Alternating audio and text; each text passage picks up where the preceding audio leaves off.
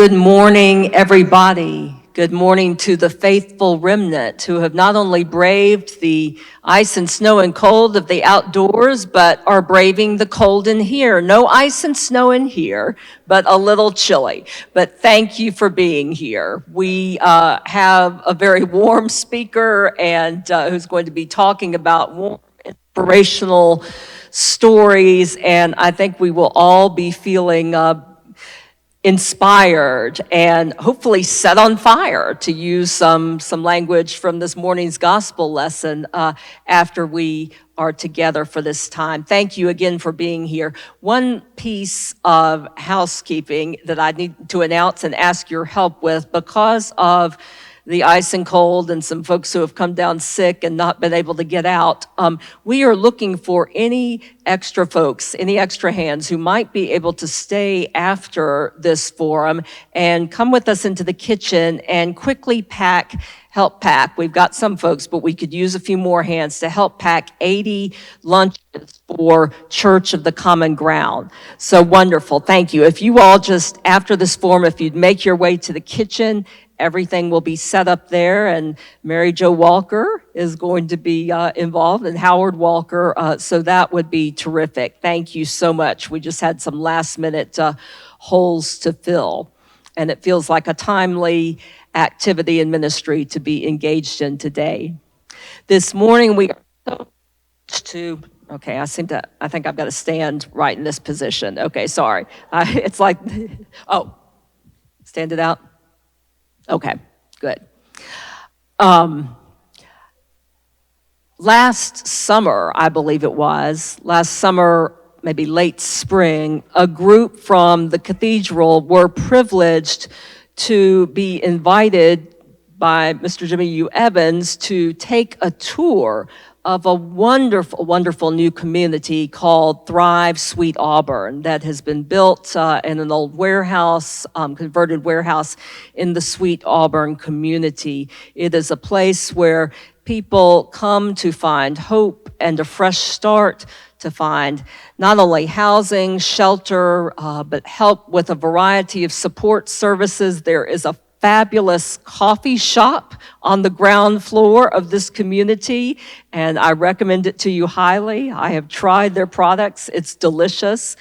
And as a result of that time we spent together, our group was so impressed by Thrive Sweet Auburn and had long been impressed with the work of our outreach partner, Project Community Connections Incorporated, otherwise known as PCCI, that we got to talking with Jimiyu and his co-CEO, Margaret, about the possibility of how we could step up our partnership with PCCI. So I won't go on about this because I know Jimiyu's going to talk about it, but just a heads up that on Saturday, February 22nd, we will be hosting what I understand is the inaugural PCCI 5K for Hope, Housing, and Resilience. We'll be hosting it. The starting and the finish lines will be right here on the Cathedral campus. It's a 5K, but we're also going to have what someone referred to as a senior stroll, but it can be for all ages, and also a fun run for kids or for any adults who would like to engage in the fun run. We're also going to have a sort of a race village where we'll enjoy some treats and refreshments from some of our farmers market vendors who are coming out a little bit early to be with us and to help us all have a good time of fellowship and of learning and of support for our most vulnerable neighbors. Jimiyu Evans is the co-CEO of PCCI. He's been that for several years, I believe, but I know you've been there at PCCI, since 2008, right? So a long time. So he brings a wealth of experience and a lot of hope and passion. So without further ado, thank you, Mr. Jimiyu Evans, for being here today. Thank you. Good morning. Peace be with you.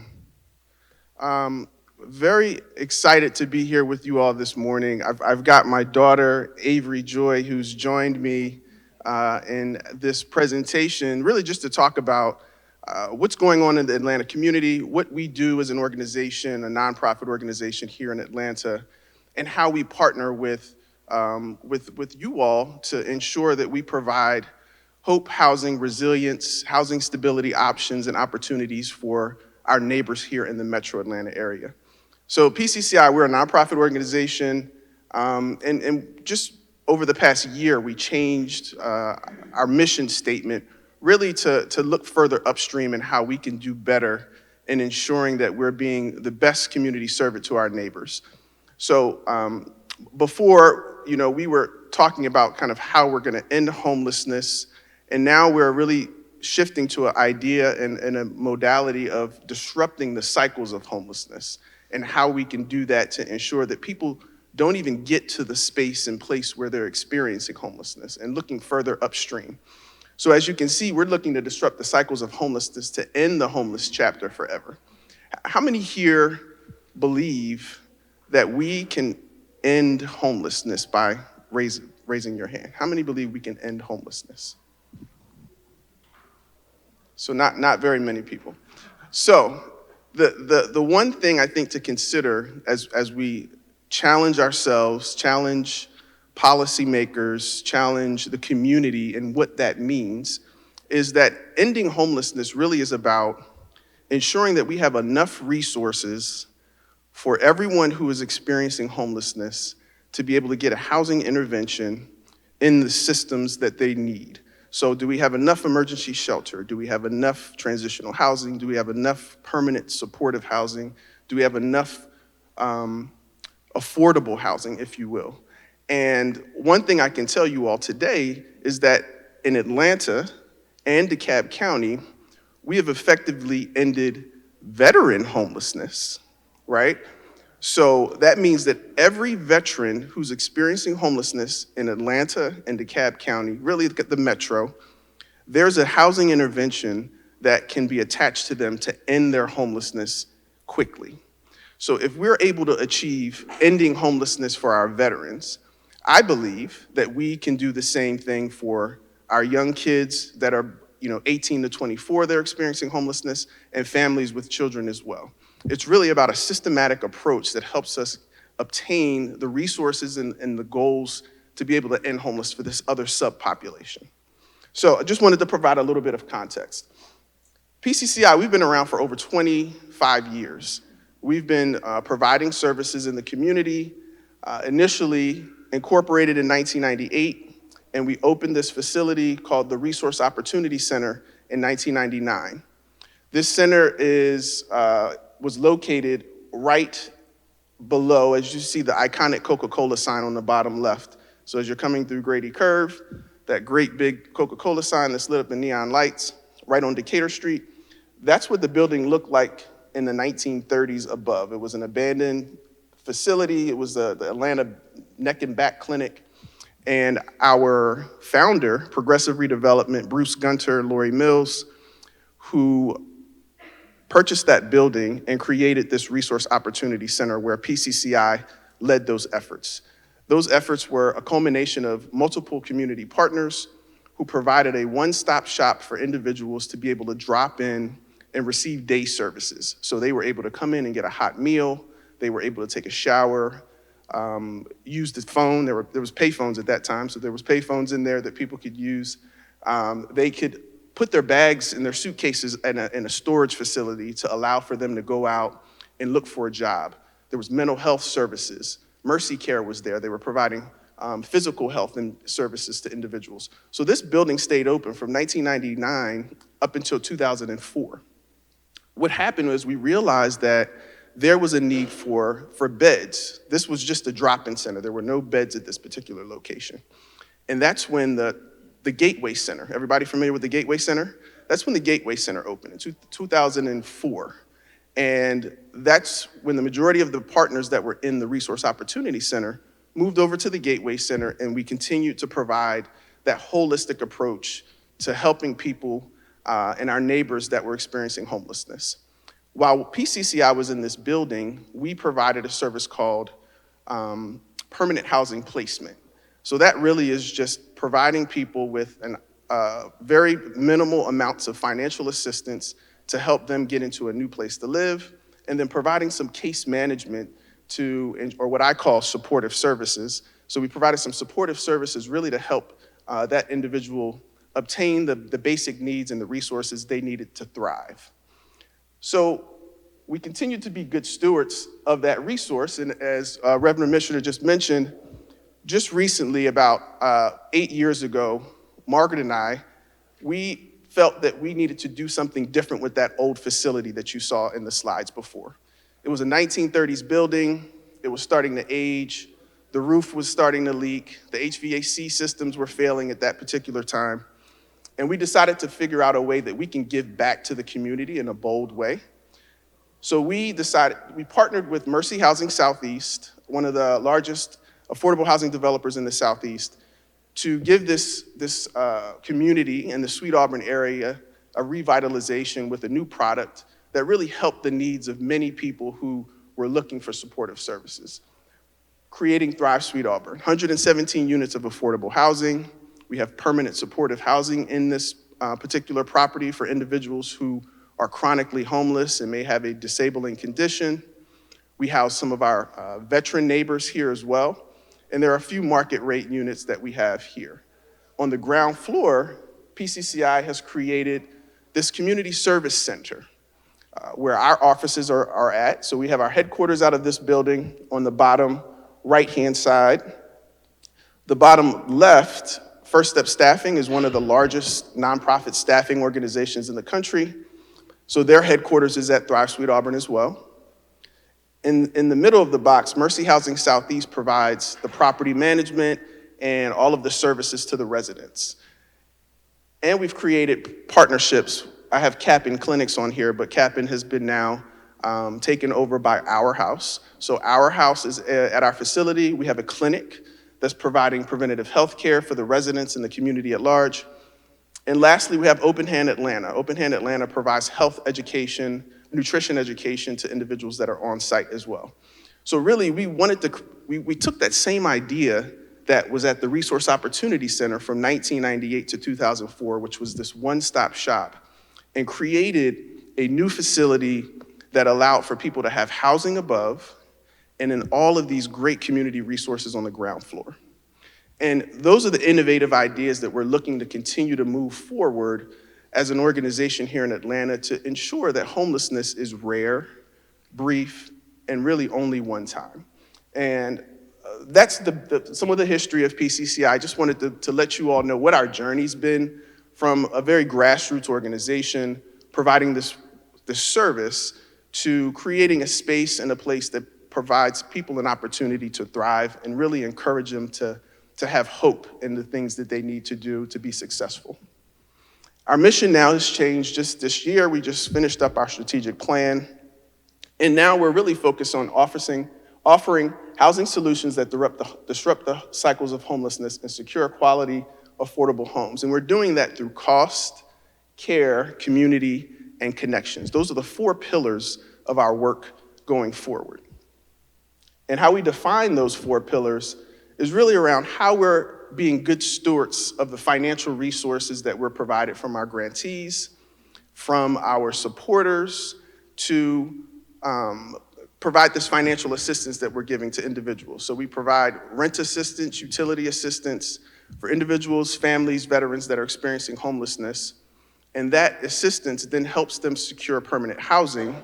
And we provide the care through our supportive services and case management aspect that links them up with community resources, faith-based entities, helps them understand what the ecosystem of resources that they have in their backyard. And we provide them those connections to First Step Staffing or employment organizations that can help with their income mobility. We all know that the cost of housing has gone up extremely high. And we all also know that the livable wage has not kept up with the cost of housing. So the things that we can do from a nonprofit standpoint is assist in trying to bring that rent down through our negotiation with landlords, property management companies, but also ensure that people have an opportunity to get some type of credentialing or a certificate that's gonna position them to be a higher earner. Because really that's gonna be what's gonna ensure that they have stability within their housing, stability within their life, the ability to be a good financial steward of the resources that they have. So we're really trying to meet in the middle, helping reduce cost of housing, but also ensuring that they have income mobility opportunities. Community, we listen to you all. We listen to the folks that are in the community that really see what's going on, understand what the pulse of the neighborhood and the community needs are, and we use those to create innovative programs and responses to things that we're seeing. I know you all, and we're going to talk about the AHAR and the PIT count shortly, have most likely seen an uptick of individuals that are on the street as you're going around your community, going grocery shopping, driving down the road. There has been an increase in individuals, and we'll talk about why I believe that may be. But understanding the needs of the community and listening to how we can continue to uplift these partnerships is extremely important to the solutions that disrupt the homeless cycle. And then connecting individuals and families to affordable housing options. That's one of the most difficult things because the housing market kind of ebbs and flows depending on what may be going on in the community, if there's a lot of unaffordable housing being built, or if there are more investments in affordable housing.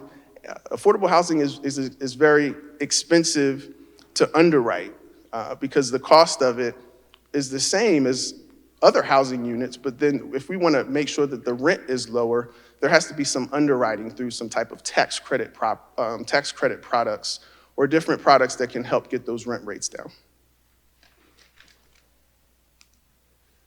So the components of what we do is called rapid rehousing. So rapid rehousing is really comprised of these three things: housing identification, rent and move-in assistance, and case management or supportive services. I talked about that through the 4 pillars of the work that we do, so we're not going to go back into that. But really, I want to pay a little bit of attention to how people get to PCCI. Has anyone heard of coordinated entry before? No. Okay. All right. So we're in a good space here. So coordinated entry is a federal mandate for all organizations receiving federal dollars across the country. And what it requires is that there's a single point of access for each person who is looking to get some type of service from any organization that's a part of the continuum of care, COC. In Atlanta, specifically, Partners for Home, led by Catherine Marchman, is the Atlanta Continuum of Care lead. Each municipality or city has a particular continuum of care. So there's one for Fulton County, there's one for DeKalb County, there's another one for Cobb, and then there's one that the Department of Community Affairs oversees for the balance of state. So there's a few different continuums of care. Back when I started in 2008, I've been with PCCI for 16 years, but when I started in 2008, the system, how it worked, I actually liked it a lot better, because at that time, you all from the church could call me up and say, hey, I've got someone outside sleeping on the front of the church, they need some housing. I have housing, I take them in, now they're housed, it works out. Or if I had someone who was hungry and I had to send them to the church to get a meal, you said, okay, that's fine. We can feed this person, not a problem, Jimiyu. There was a lot more intentional relationships and collaborations. What coordinated entry did was it required people to go through this point of access. So before, this is what it looked like. It was a little bit of a challenge navigating this system. You may go to one organization, you may get the things that you need, you may not. But there was a more intentional collaboration with community partners, so it was a little bit easier for us to help people on demand. What coordinated entry has done is required people to go through this centralized portal. They have to complete an assessment. Once they complete an assessment, then they're ranked in order of vulnerability. And then once they're ranked, then they're provided with options of which can help resolve their homelessness situation. The problem with that is right now, we don't have enough options for people to go to. So there's a backlog in the system. With the veteran services, there's enough options for those vets to come in the system and go out the system. But we don't have enough housing providers, we don't have enough affordable units, we don't have enough permanent supportive housing to help with individuals who may have substance abuse, mental health issues that need a little bit more support. So while it helps to ensure that the most vulnerable get served first, which is important, right? We want those folks who are chronic, who have been on the streets for a very long time, who have co-occurring issues to get helped first. It creates a system where we have a backlog, but then there's a missing middle.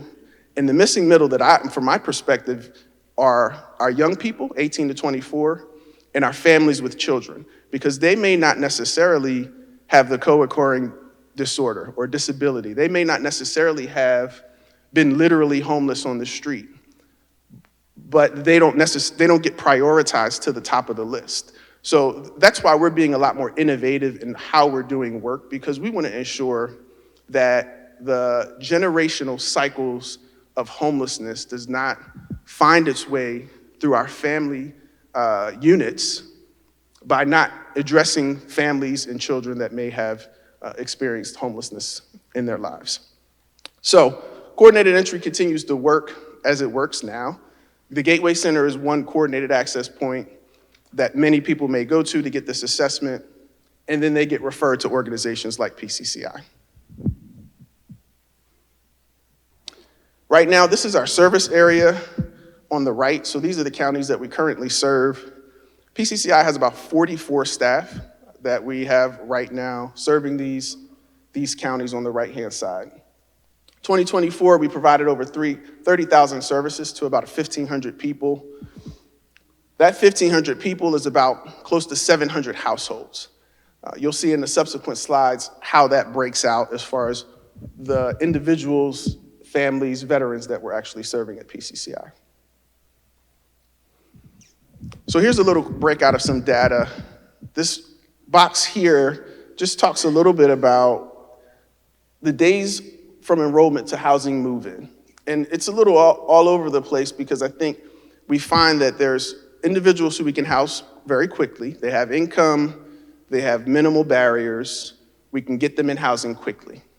But there's other individuals that still aren't housed in the 90 to a year date that may need a unit that is more affordable for them. So they may be on a wait list, and that wait list may take 6 months for them to be able to get to the top of that wait list to get into housing. So our goal really is to get folks in housing less than 60 days, but we want to just show you the distribution of how long it's taking us for us to get people housed.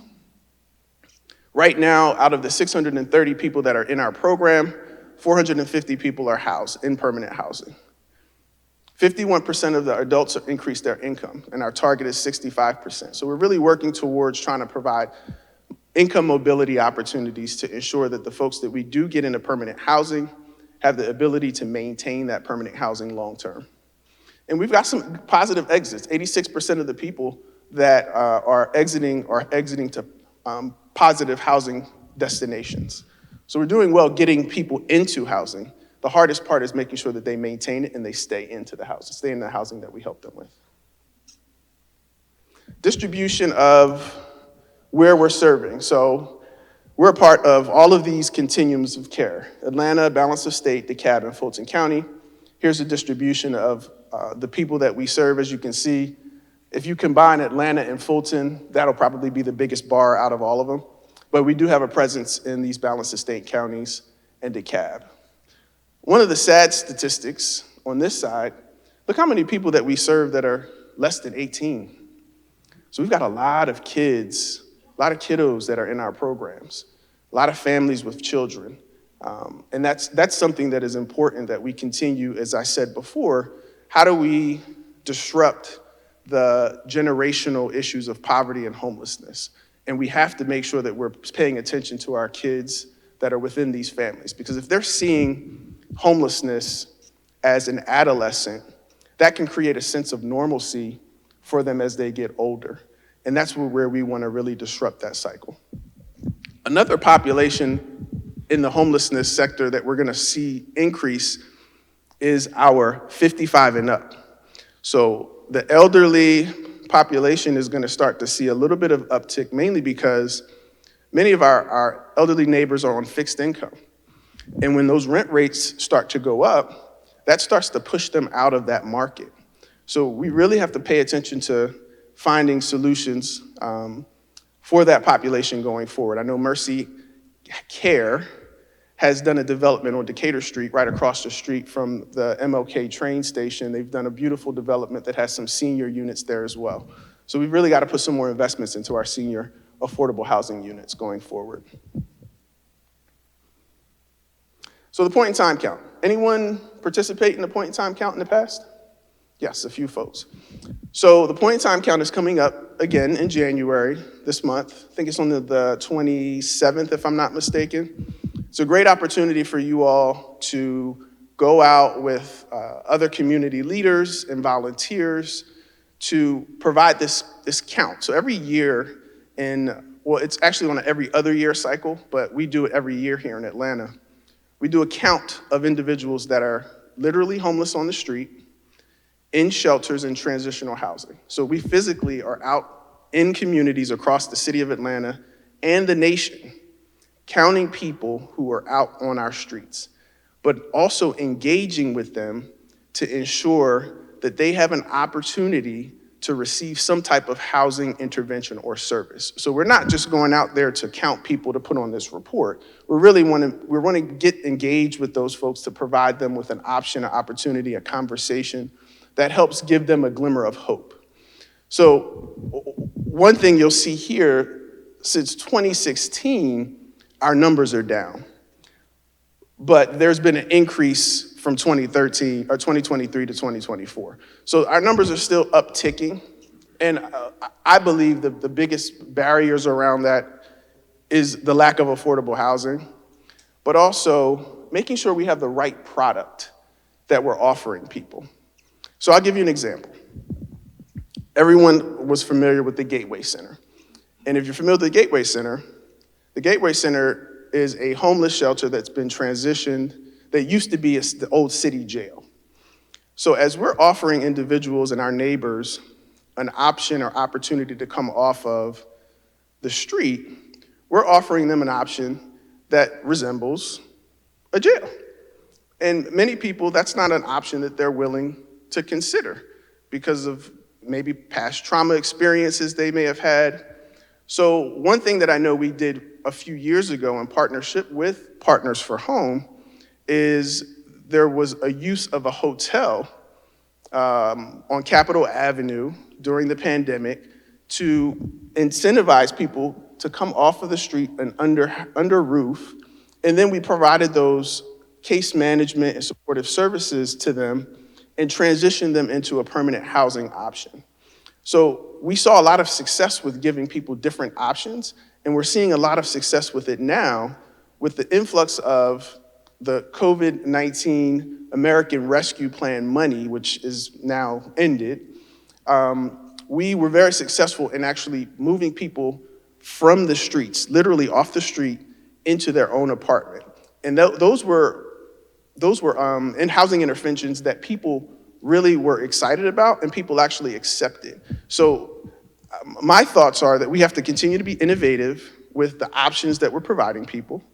And we also have to continue to be an advocate for more affordable housing inventory. That's gonna be the two things that I believe are gonna be pivotal for us to ensure that we have the right product and we have the right outcomes within the interventions to ensure that people will come along and take the resources. And outreach takes a lot of time. There was a gentleman, before we had to knock down the building on Decatur Street, that was sleeping in front of the building on the sidewalk. And then I had another gentleman that was sleeping underneath the billboard.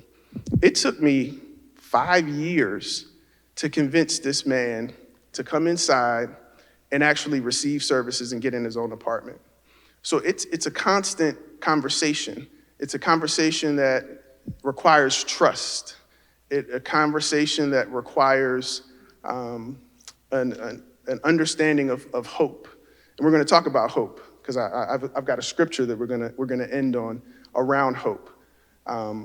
So this is the point in time count. I'm gonna make sure that you all have the information to be a part of that conversation, volunteer to come out and actually have some conversations with individuals that are on the street, under the bridges, to hear their story. So as you come back and you fellowship, you have a clear understanding of what the needs are to help resolve these challenges. We talk about housing affordability, and this comes from the National Low Housing Income Coalition, National Low Housing Income Coalition. Right now, we're 325 units we're short, short 215,000 units for extremely low renters. So we have a housing shortage here in Atlanta, in the metro, or Georgia specifically. The average income limit for a four-person is extremely low. So this is the income limits for the AMI, right? The AMI income limit. So basically, this is what's saying what you would need, the HUD is saying what you need to earn in order to, a four-person household, in order to live into an apartment or a home, is $29,000. There's a big gap between that and with the reality of what it's gonna cost to live in that type of home. So there's an issue, I think, with how even the government is identifying the cost of housing and what the real cost of it is. In order for a person to be able to live in Atlanta or in the city, they're gonna have to earn an upward of $60,000. So let's think about this. We're talking about an individual who's been chronically homeless, on the street, has no job history, no work history, and we're asking them to get to a $60,000 salary. So I think there's a challenge in itself that we have to come to a realization that there has to be more supportive housing and more supportive services that help fill that gap in between. That's not the totality of who is experiencing homelessness in our city. There are a lot of people who are episodically homeless as well. And episodically homeless meaning they may have lost their job. They may have had a health or medical crisis, and then that spiraled them into this situation. Those individuals have a quick opportunity to receive services from a PCCI or Hope Atlanta to get them on their feet and then get them going forward. But there's a couple populations or subpopulations that we have to continue to really look at to ensure that we have the right resources and tools for them to be successful. Let me stop there. Any questions? Yes. Well, first of all, thank you for all the work you're doing, and I had the privilege of touring Thrive Yes. with Julia and others, and congratulations on that project, because it truly is magnificent. I don't know if you want the mic. Oh, yeah, sure. So the question I have for you, though, is what is being done to address some of the underlying causes of chronic homelessness, like addiction and mental illness? So there's two ways to think about this circumstance with addiction and mental illness. One way to think about it is that there are individuals that may be inherently or genetically predisposed to mental health, right? And those things pre-exist. There's another part that there's individuals who experience homelessness, and as their experience continues to persist, that the mental health and substance abuse are results of their homelessness. So there are programs that really focus on providing a holistic approach to ensuring that people feel safe having these kind of conversations around what it looks like to be in recovery, what it looks like to be medication compliant. It takes a lot of time. I think that's where the challenge is. When individuals get out and they're literally homeless on the street, they create a sense of community within that bridge or within that tent city. And starting to pull people away from those communities is a very difficult task. So, groups like Brad Swears with In Town Ministries that focuses specifically on outreach efforts, I think they've had one of the toughest jobs out there in order to try to convince someone to come along and receive these services.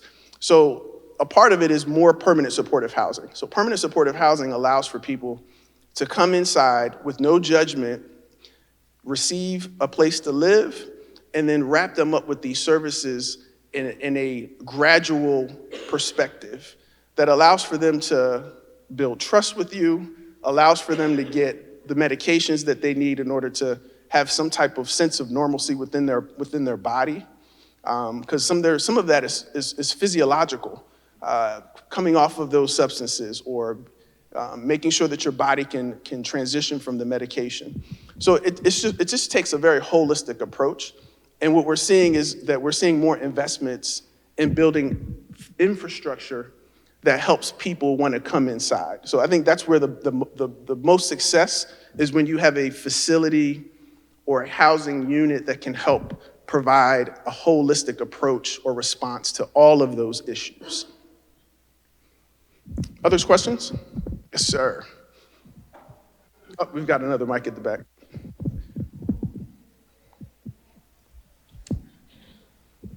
Hi, right close to here, there used to be some homeless areas along Peachtree Creek and along the area that was that interchange that used to have a forest on it right down here where the interconnected is. And the city of Atlanta or someone, they tore down all the trees in there, and now it's just a big area. You know, it's not a homeless area anymore, but they all migrated up to just everywhere, trash and bucket up by the Kroger. Those people, it's almost like they transposed those people from kind of a community that they have. You could see the shopping carts, and they'd had trees, and they were, you know, they were doing something. But they closed those things off and ran everybody out of Peachtree Creek. So those people went up and just it looks like they're all homeless. I don't know if you felt that in your counts and stuff, but it happens all the time. And it's kind of, I don't know, it was a bad situation before, but it's worse now. No, I totally understand that perspective, because individuals in these encampments are very transient. And that's basically what happened. If you shut one encampment down, they create a new one. So there just needs to be more proactive approaches to ensuring that there is a stopgap to shutting those encampments down. Right now, the city, and some of the work that I'm doing with Partners for Home, is surrounding those encampments with an outreach effort that brings immediate resources to those individuals. The problem, as I mentioned before, is that you may only get 50% of those people to want to take the resources that we are providing. And it may just take a second, third, fourth, fifth, sixth, or 10th effort in order for them to build trust and us move them into a place where they're willing to take what we're offering. Because during this pandemic time, there were millions of dollars that were invested in providing housing interventions for people who were literally homeless out on the streets. At one point, PCCI was pushing out over $1 million of rent assistance, specifically to the efforts that Partners for Home and the city of Atlanta were pushing out to provide housing options for people that were literally homeless on the streets. So we saw a lot of progress with that method, where we're looking and capturing affordable apartment complexes that are willing to rent.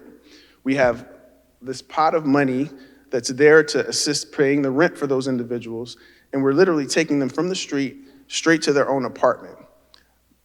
Some people said yes, others did not take that opportunity. So I think it's a continuation of this iterative process where the outreach efforts have to be en masse, and we also have to be a little more proactive in trying to ensure that there are some type of stopgaps for people to set up new encampments. So I totally understand what you're saying, and I think that as we look at other solutions, we have to continue to just double down on investments that are going to allow us to do more.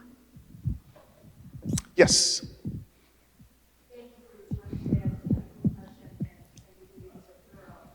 I'm trying to understand my experience in all of a lot of us in the room. We have a conversation here. Just my little involvement in volunteering, just like you mentioned, a lot of people, you know, offer the services, they kind of buddy up together and then go back outside because they're afraid. So when you're like triaging these groups of people, you've got a sector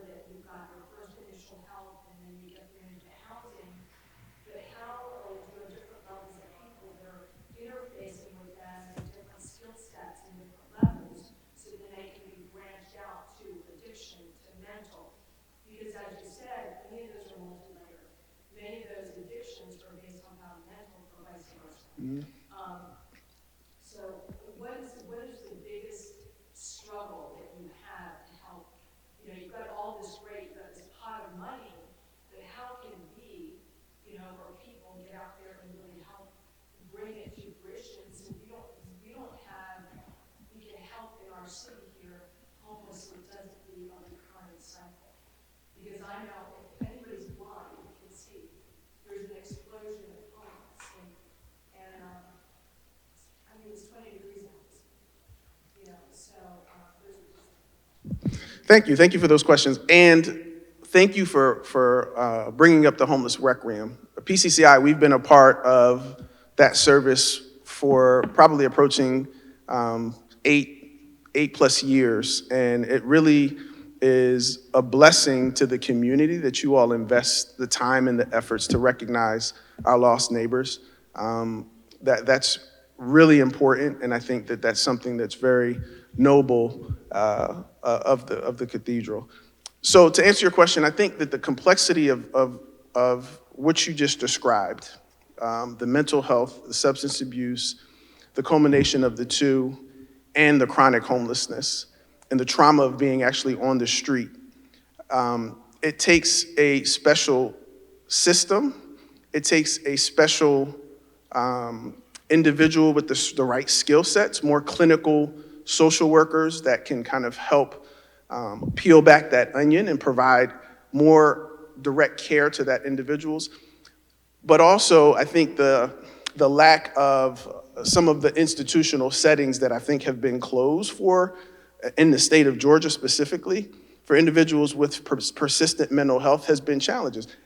At Thrive Sweet Auburn, I can't tell you how many times we've got Grady coming to our building because someone's had a mental health crisis that we need them to respond to. So even though we've built this beautiful facility, we have people that are in our building that were used to be under the bridge that are suffering from some of these issues. I think more mobile response teams would be helpful. We fortunately have Fulton County Behavioral Health that's in our building doing direct case management for those individuals.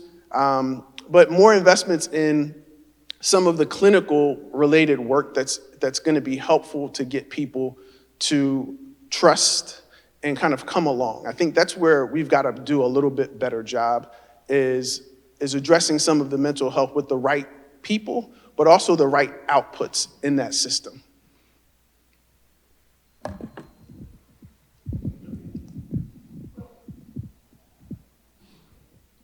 Congratulations on eradicating the homelessness for the veterans community. And I'm just curious if you could comment on the approach that you took. And I know it sounds rather simplistic, but can you use that Replicate on the that? larger population? So much of that success has been to the VA. The VA has pushed so much money into providing an untapped plethora of solutions to ending veteran homelessness. We have the Community Resource and Referral Center at Fort McPherson that basically is that one-stop shop for any veteran to come in the door to receive services. They've put a lot of money into no strings attached programming that allows for us to provide whatever it takes to get that veteran served. So I'm going to go through all the things that the VA allows us to do really quickly. So we do all the things that I mentioned up here: case management, housing assistance, rental assistance. If the vet's transmission comes out of his car and they need a new transmission, we can pay for a transmission. We can't do that with other funding dollars. If they need a new computer because they want to work from home, we can buy them a new computer. We have legal assistance that provides the vets help with remedying any legal issues they may have. We have healthcare navigation that's attached to these programs that ensures that they have access to healthcare. We have VASH vouchers, the vouchers that assist the veterans in getting connected to permanent housing. So there's just a toolbox that has no limits to what we can do in order to help our vets. And I think that's what's been the success of that program. HUD's not allowed us to do that, so we don't have the carte blanche to be able to do what we need in order to serve people in the state that they are. And that's, I think, a policy change that needs to happen because we can see the success of the veteran programs. But it's a good point. I've been pushing for it for a while. It's just that there's I think, comfort from certain systems that they're able to suppress what the numbers really are. So we know that there's families and children that are out there experiencing homelessness, but they're not going to show up in this pit count because they may be sleeping at auntie's house or sleeping with a neighbor or sleeping with a friend. So I think some of it is a little bit of playing with the numbers as well. Yes, ma'am. I just wanted to mention a few things because they're big topics and not necessarily for this meeting, but maybe something we could talk about another time if you come. There's a whole issue of, apparently our mayor here in Atlanta is very committed to affordable housing, and so there's probably a whole bunch of other things that are coming down the road and maybe already, in our system, state system, and been voted on that, it would be great to hear how that is going to deal with homelessness. And also, there's the whole issue of corporations, leaving and people working from home. There's buildings empty everywhere. Yes. This is what I love. It's the buildings empty everywhere, and there's people all over the street. So somehow maybe some of that will eventually get, or is being worked on. And there's just a lot that we, like you said, working with partners in all areas of our state to pull things together. Very good point. And I think we're looking at trying to take more advantage of that inventory that's starting to become available due to what the decisions of these corporations are. So taking advantage of blighted apartment communities or things that we can transform, old schools that we can transform into a housing unit. But those things are things that we're looking at to really double down and invest in as creative and innovative solutions. Thank you. Thank you for your work first. Thank you. And this is really kind of beyond the scope, I think, of what you're doing, but I felt like pointing out, there's just recently in my townhome community, somebody asked about a college professor friend who was hoping to find a monthly rental of $1,500, and somebody wrote back and said $2,000 a month is like the norm now.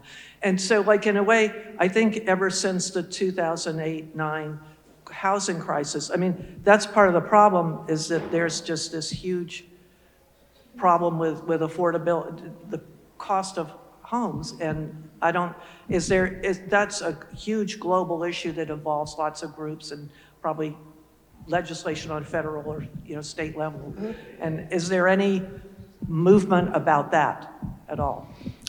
So specifically in Atlanta, they're using bond money to help kind of subsidize some of the cost of the housing. And I think that's where we're leaning more into, is being creative at the city and state level to see how those investments can help bring down the construction costs. Because that's the bottom line. If we can bring the construction costs down, then we can offer units that are more affordable for everyday folks. We used a 9% tax credit for our development. So that 9% tax credit deal allowed us to shift and defer some of the overarching cost through that tax credit to the syndicator. So we've got units, 30% units at our building. They're all full right now. But some of those rents are $350 a month, which is extremely affordable for people. So I think that's what we really need to look at. I know we're running out of time, Russ. Let me just, can I officially, because I've got to go get ready for the Yes, next please. one, just officially thank you Of course. again, Jimiyu, for being here today. No problem. And I know some may have time to stay around. Would you be willing to field a Yes. few questions or have any more conversations? But I just wanted to publicly thank you my and pleasure. say, again, February 22nd, even if you're not a runner or a walker, please come here to the Cathedral that Saturday. We'll have lots of information and ways to get involved. So we are really privileged to partner. Thank you. Thank you so much. Thank you. So quickly, before everyone leaves, just one slide I want to make sure I mention to you all. The 5K. So the 5K is going to be on February the 22nd. As Reverend Mitchell mentioned, it's going to be here at the Cathedral. All of you are here. Everybody get their phones or their pens. I'm going to give you a coupon code to register for the race, right? You register for the race, and if you want to steward any type of charitable donation through that registration, feel free to do so, no pressure. But the code is TCOSP25. You can go to my website, and I'll make sure we get this out to you all as well in email. You can go to our website and register for the race on the website, TCOSP25. And feel free to register for the race. We're definitely excited for you all to join us in this inaugural race in partnership with the Cathedral. Any other questions? So let me just end on this. You know, it's important, I think, as we look at not only the work that PCCI does as an organization, but the work that you all do here at the church, in your communities, to steward and foster the word of the Lord by providing hope to individuals. And I think that's one of the things that's most important to the work that we do individually as servant leaders and as shepherds of the word. That word hope is what we kind of ground ourselves as an organization, because that's what brings people inside. That's what brings people closer to an opportunity to thrive. And one scripture that stood out to me around hope was in Hebrews 11. I'm just going to read a couple things from Hebrews before we leave. And it says, "Now faith is the substance of things hoped for, the evidence of things not seen." Faith is the substance of things hoped for, the evidence of things not seen. Go down to 3. "Through faith we understand that the worlds were framed by the word of God, so that things which are seen were not made of things which do not appear."